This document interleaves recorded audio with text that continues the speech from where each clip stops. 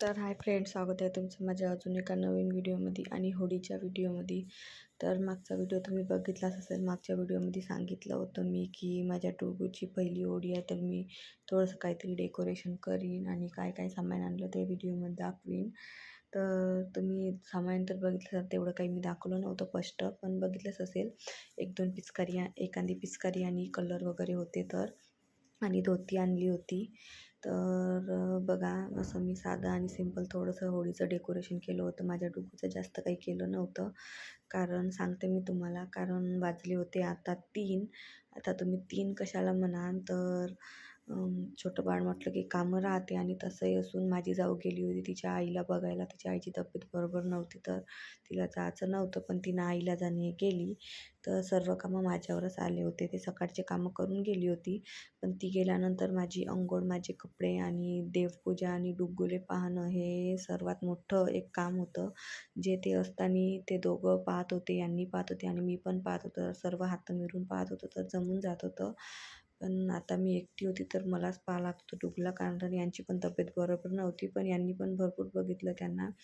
तर ती गेल्यावर अगोदर मी डुग्गूला झोपवून दिलं आणि त्याच्यानंतर अंघोळ वगैरे देवपूजा करून घेतली. आणि त्याच्यानंतर आनंतर मला करायला मिळालंच नाही, जेवण केलं आणि मग हे डुग्गूचं डेकोरेशन करायला घेतलं. कारण मग अंधार पडला असता तर फोटो छान निघत नव्हते. तर हे बघा, असं मी डेकोरेशन त्याचं करायला घेतलं होतं. आणि घाई गडबडीत कोणतंही काम केलं की थोडासा नाही थोडासा राडा होतोच. तसंच माझं झालं. अगोदर लिहायला घेतलं, तर हवा येत होती, तर दरवाजा लावायला गेली, तर ते दरवाजा लागत नव्हता. तर हवेनं पूर्ण रंगोळी अशी उडून जात होती. तो दरवाजा लावून वापस आली आणि डबल लिहायला घेतलं, तर हे बघा, रांगोळीची वाटी माझ्या हाताने सांडून गेली आणि पूर्ण असं लाल लाल झालं.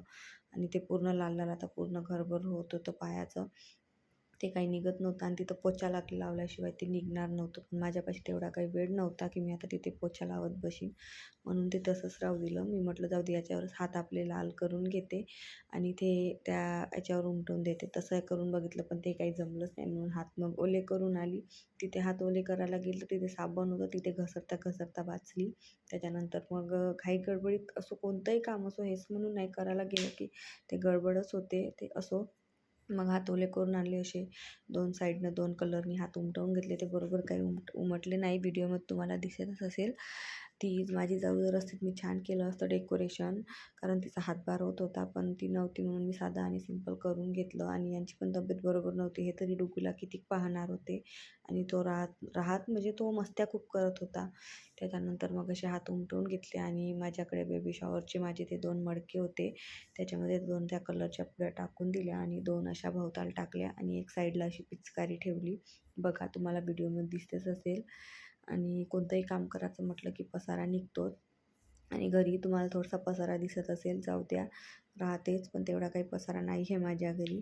त्याच्यानंतर हे बघा, छान असं डेकोरेशन करून घेतलं. हॅपी होली लिहून घेतली आणि असे 1-2 कलर आणि फुगे टाकून असं डेकोरेशन करून घेतलं. बघा असं. आणि त्याच्यानंतर ते लाल लाल डाग जातच नव्हता. तो व्हिडिओमध्ये पण असा पूर्ण क्लिअर दिसत होता. जाऊ दे म्हटलं, का करायचं आहे, समजून घेते. त्याच्यानंतर डुग्गूला ठेवलं त्याच्यामध्ये. आणि बघा, त्याचं असं काहीच चालू होतं. तुम्हाला व्हिडिओमध्ये आवाज येईलच त्याचा, बघा.